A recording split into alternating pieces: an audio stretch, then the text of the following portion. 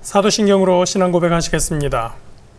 전능하사 천지를 만드신 하나님 아버지를 내가 믿사오며 그 외아들 우리 주 예수 그리스도를 믿사오니 이는 성령으로 잉태하사 동정녀 마리아에게 나시고 본디오 빌라도에게 고난을 받으사 십자가에 못 박혀 죽으시고 장사한 지 사흘 만에 죽은 자 가운데서 다시 살아나시며 하늘로 오르사 전능하신 하나님 우편에 앉아 계시다가 저리로서 산자와 죽은 자를 심판하러 오시리라. 성령을 믿사오며 거룩한 공회와 성도가 서로 교통하는 것과 죄를 사하여 주시는 것과 몸이 다시 사는 것과 영원히 사는 것을 믿사옵나이다. 아멘. 오늘 함께 보실 말씀 로마서 5장 12절부터 15절까지 말씀입니다. 신약성경 245면에 있습니다. 제가 가진 성경으로 신약성경 245페이지 로마서 5장 12절부터 15절까지 말씀입니다. 그러므로 한 사람으로 말미암아 죄가 세상에 들어오고 죄로 말미암아 사망이 들어왔나니 이와 같이 모든 사람이 죄를 지었으므로 사망이 모든 사람에게 이르렀느니라.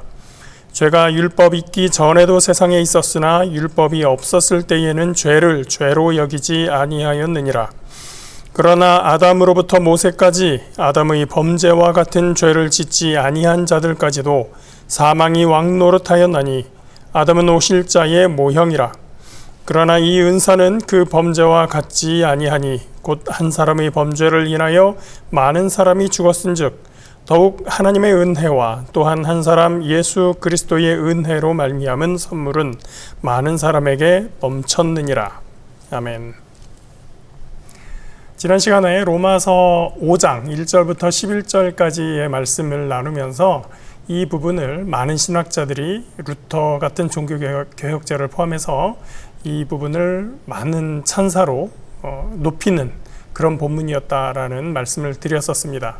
그 다음으로 이어지는 오늘 본문 12절 이하의 21절까지의 본문도 기독교 신학에 있어서 굉장히 중요한 의미를 갖는 부분이기도 합니다. 그래서 이 로마서 전체적으로 봤을 때 한 구절 한 구절이 기독교 교리, 기독교 신앙과 신학에 있어서 굉장한 의미를 담고 있는 구절들이기 때문에 로마서는 신약 성경 중에서도 특별히 더 중요한 본문, 중요한 책이다. 이런 평가를 받는 서신이기도 합니다. 오늘 로마서 5장 12절부터 15절까지 읽었는데요. 12절부터 끝까지 21절까지의 본문에서 특별히 다루고 있는 주제에 대한 핵심 단어를 살펴보면 아담과 예수님이 대조가 되고 있고 또 죄와 은혜, 또 사망과 생명, 이러한 대비가 굉장히 눈에 두드러지게 보여지고 있습니다. 오늘은 그 중에서 17절까지의 본문을 살펴보도록 하겠습니다. 먼저 12절에서 바울은 아담을 통해서 들어온 죄와 죄의 결과인 사망에 대해서 이야기하고 있습니다. 12절 말씀 다시 한번 보겠습니다. 그러므로 한 사람으로 말미암아 죄가 세상에 들어오고 죄로 말미암아 사망이 들어왔나니 이와 같이 모든 사람이 죄를 지었으므로 사망이 모든 사람에게 이르렀느니라. 12절에서 나오는 한 사람, 그 한 사람은 아담을 말합니다. 아담의 범죄는 교회를 다니지 않는 사람들에게도 너무나 유명한 이야기죠. 그래서 너무나 잘 알려져 있고 또 우리 인간 존재에 대한 아주 근본적이고 근원적인 원천적인 이야기이기 때문에 바울이 12절에서 무슨 사건인지 심지어는 누군지 말하지 않았음에도 불구하고 사람들은 이 12절 한 구절만 봐도 아담이 선악과를 먹었던 그 범죄의 현장, 그 장면을 연상하게끔 되어 있습니다. 아담의 범죄와 관련해서는 수많은 질문이 있을 수 있습니다. 이를테면 그런 거 있죠. 하나님께서 왜 선악과 나무를 그 동산 중앙에 만들어 뒀을까? 동산 저 귀퉁이에 좀 숨겨 놓거나 아니면 아예 거기다 만들어 놓지 않으셨을 수 있지 않을까, 기타 등등의 여러 가지 질문들이 있었을 것입니다. 저도 그러한 질문을 하는 사람 중에 한 사람이었고요. 이 짧은 시간에 그 아담의 사건에 대해서, 그 전체적인 내용에 대해서 모든 궁금한 이야기들을 다 다룰 수는 없고, 그 내용에 대하여 바울이 지금 말하고 있는 것은 무엇인지, 이 본문을 통해서 가르치고자 하는 것은 무엇인지에 대해서 중점을 두고 살펴보도록 하겠습니다. 12절에서 눈에 띄는 단어가 있는데, 처음에 말씀드린 것처럼 죄와 사망이라는 단어가 서로 굉장히 중요하게 등장하고 있습니다.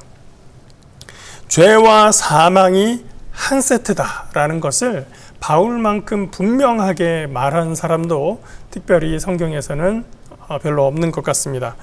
로마서 6장 23절에도 보면 우리가 잘 아는 죄의 삭은 사망이다 라는 말을 할 정도로 바울은 이 죄와 사망의 관계에 대해서 특별히 관심을 가졌고, 그 둘의 연관성, 거의 동일시 될 정도의 그러한 연합적인 의미에 대해서 잘 판단하고 이야기해주고 있습니다.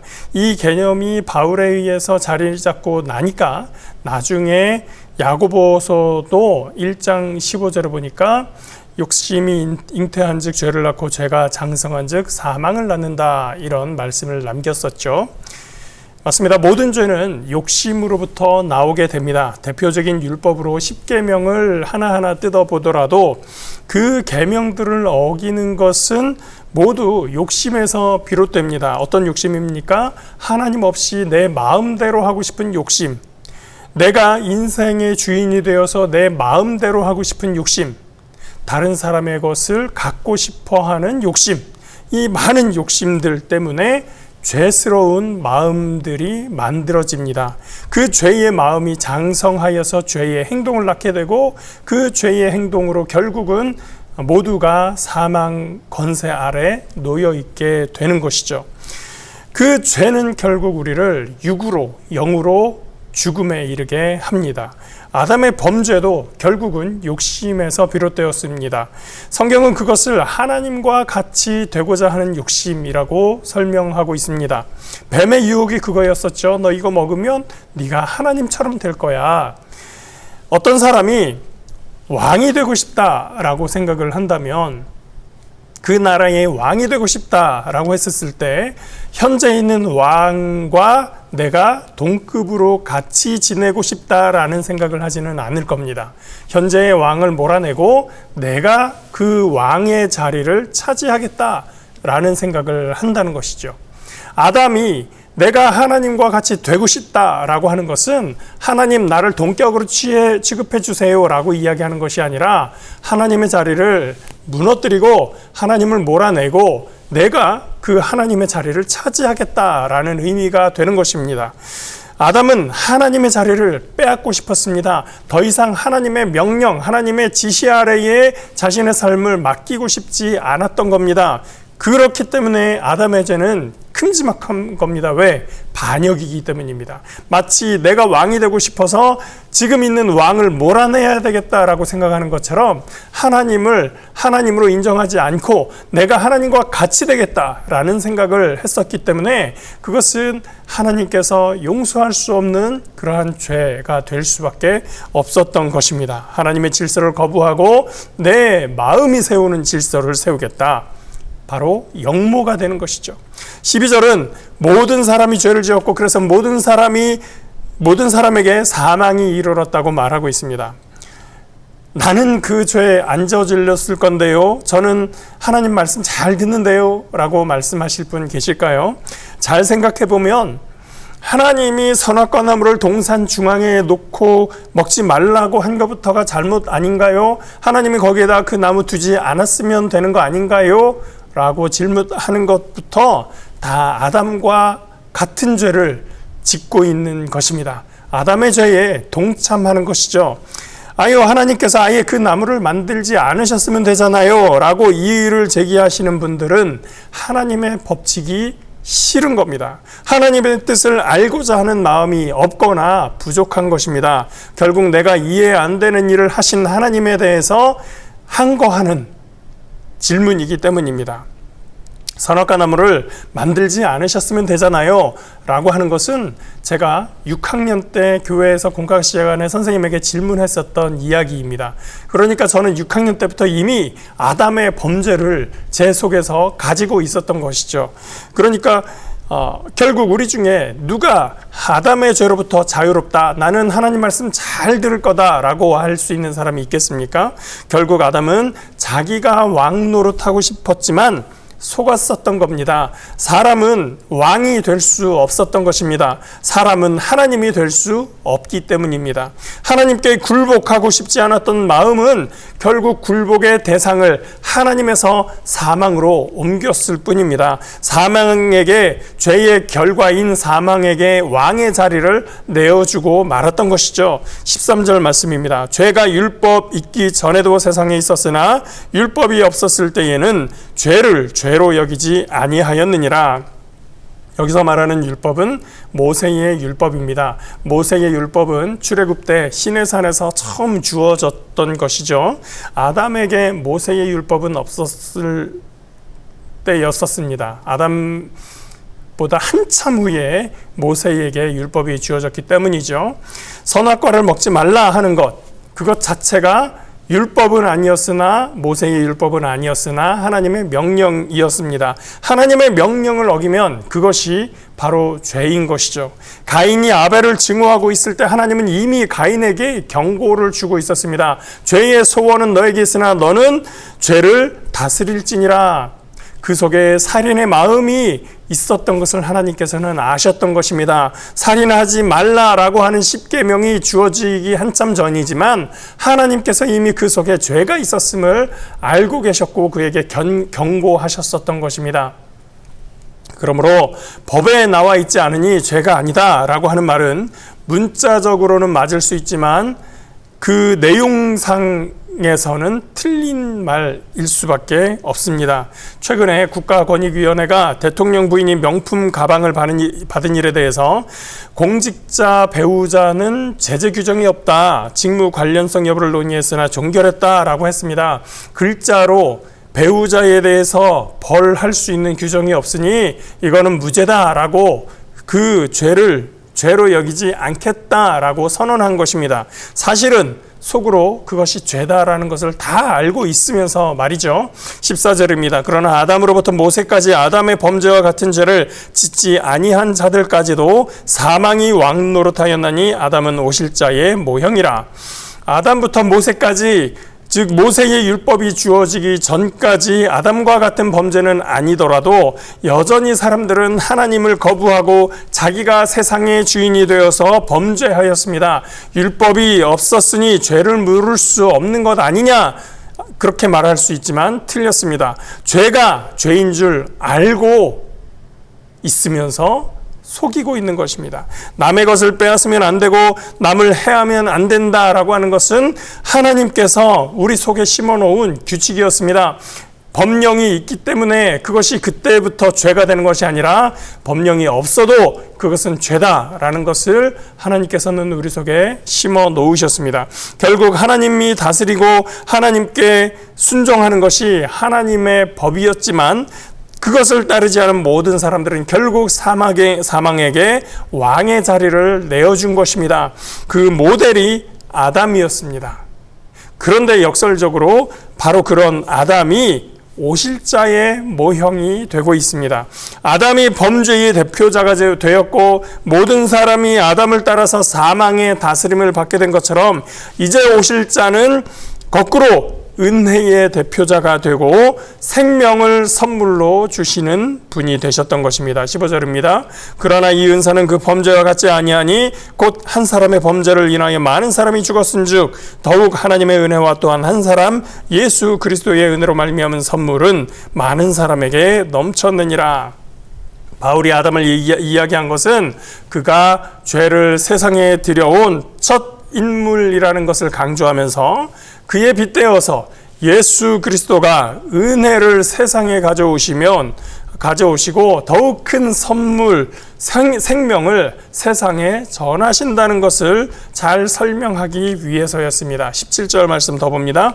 한 사람의 범죄로 말미암아 사망이 그 한 사람을 통하여 왕노릇하였은즉 더욱 은혜와 의의 선물을 넘치게 받는 자들은 한 분 예수 그리스도를 통하여 생명 안에서 왕노릇하리로다. 아담의 범죄는 세상에 사망을 들여왔고 사망이 왕노릇하게 했습니다. 그런데 예수 그리스도께서 은혜와 의의 선물을 세상에 가져오셨습니다. 이 선물은 사망이 아니라 생명이었습니다. 그 전에는 사망이 왕노릇했고 사망이 엄습하는 것이 두려웠는데 이제는 은혜와 의의 선물을 넘치게 받은 사람들, 예수 그리스도를 통하여 생명을 얻은 사람들이 왕노릇하게 되었습니다. 저와 여러분은 예수 그리스도 안에서 은혜와 의의 선물을 넘치게 받은 사람들인 줄 믿습니다. 그러므로 주께서 주신 생명 안에서 왕노릇하는 사람들입니다. 그 전에는 사망이 왕노릇했지만 이제는 우리가 예수 그리스도를 통하여 우리가 왕노릇하는 것입니다. 이 말에서 보여주는 것은 우리가 왕은 아니라는 사실입니다. 우리 모두가 각자 다 왕이 될 수는 없습니다. 다 내가 왕이 되고 너도 왕이 되어서 서로가 서로를 지배하는 그런 관계는 아니라는 거죠. 우리의 왕은 오직 한 분 하나님이십니다. 그러니 우리가 왕노릇 한다는 뜻은 내가 왕이니 너는 나의 지배를 받아라 라고 요구하는 것이 아니라 하나님이 왕되심을 인정하고 하나님의 위임을 받아서 세상에서 하나님의 뜻을 이루는 주체로서 살아가는 은혜를 입은 사람들이다 라고 하는 것입니다. 저와 여러분이 오늘의 삶을 그리스도 예수 안에서 은혜와 의의 선물을 넘치게 받아서 주님 주시는 생명을 풍성하게 누리며 생명력 있게 이 땅에서 왕노릇하며 살아가는 주님의 백성들 되시길 예수 그리스도의 이름으로 축복합니다. 기도하겠습니다. 좋으신 하나님, 우리가 인간의 모습으로서 너무나 연약하고 부족하며 주님 앞에 죄된 존재였을 때 주님 우리를 먼저 사랑하시고 우리를 구하시고 우리를 부르신 것을 감사합니다. 우리에게 은혜를 주시고 의의 선물을 주심으로 말미암아 우리에게 생명에 풍성하여 이 땅에서 왕노릇하게 하여 주신 것을 감사드립니다. 우리의 존재가 주님 앞에서 바뀌어졌음을 잘 명심하고 세상에서 참으로 우리에게 생명 주시고 능력 주신 주님을 기억하며 하나님께 영광 돌리는 삶이 될 수 있도록 인도하여 주시옵소서. 인도하시는 주님께 감사드리며 예수 그리스도의 이름으로 기도합니다. 아멘. 하늘에 계신 우리 아버지여, 이름이 거룩히 여김을 받으시오며 나라가 임하시오며 뜻이 하늘에서 이루어진 것 같이 땅에서도 이루어지이다. 오늘 우리에게 일용할 양식을 주시옵고 우리가 우리에게 죄 지은 자를 사하여 준 것 같이 우리 죄를 사하여 주시옵고 우리를 시험에 들게 하지 마시옵고 다만 악에서 구하시옵소서. 나라와 권세와 영광이 아버지께 영원히 있사옵나이다. 아멘.